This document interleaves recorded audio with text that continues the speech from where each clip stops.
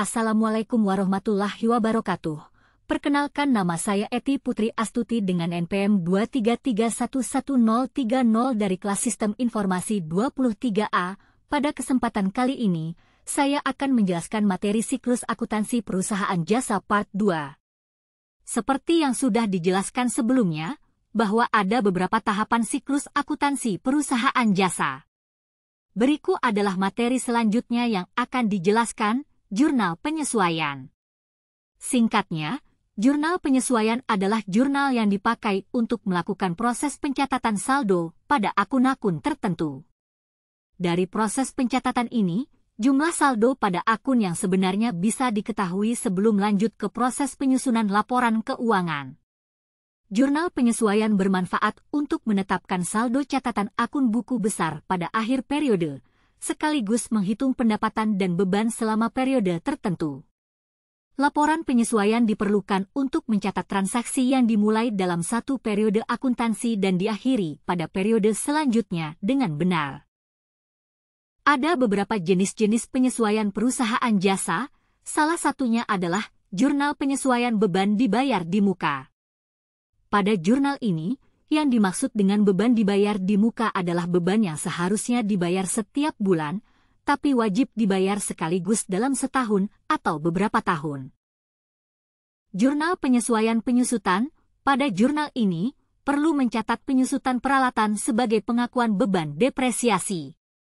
Beberapa contoh beban penyusutan di perusahaan adalah kendaraan, bangunan, dan benda fisik lainnya. Kemudian, jurnal penyesuaian beban terutang. Pada jurnal ini, perusahaan perlu mencatat suatu kewajiban dari beban yang telah diakui atau telah terjadi, namun belum dibayarkan. Contoh dari beban terutang adalah gaji karyawan. Dan yang terakhir, jurnal penyesuaian pendapatan diterima di muka.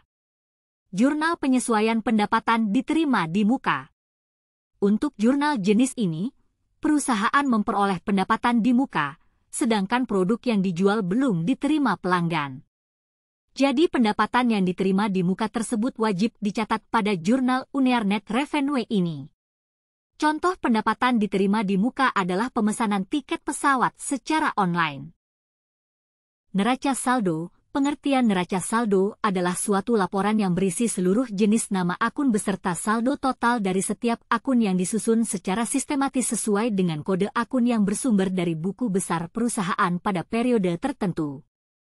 Pada dasarnya, neraca saldo atau trial balance merupakan lembar kerja yang disiapkan secara manual atau diotomatisasikan oleh sistem akuntansi yang mencantumkan semua akun dari buku besar pada akhir periode akuntansi, akhir bulan, akhir kuartal, atau akhir tahun. Laporan keuangan. Laporan keuangan adalah hasil dari siklus akuntansi pada perusahaan jasa yang dapat menggunakan sebagai alat untuk berkomunikasi antara data keuangan atau aktivitas suatu perusahaan dan pihak-pihak yang berkepentingan dengan data atau aktivitas perusahaan. Laporan ini dapat mengidentifikasikan secara jelas dari informasi yang memperoleh oleh suatu perusahaan. Sekian materi yang dapat saya jelaskan.